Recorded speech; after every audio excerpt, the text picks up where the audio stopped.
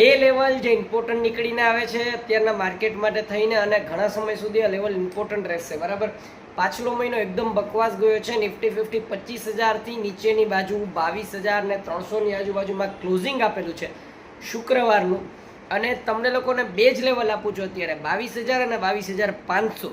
જો માર્કેટને સ્ટ્રેન્થ પકડવી હશે તો 22,500 ની ઉપર ધીરે ધીરે સ્ટ્રેન્થ આવશે, જે 22,800 અને 23,000 સુધી જવાની ટ્રાય કરશે. આ અઠવાડિયાની અંદર એવું લાગી રહ્યું છે કે 23,000 અગેન દેખાઈ શકે છે. શું કામ એને?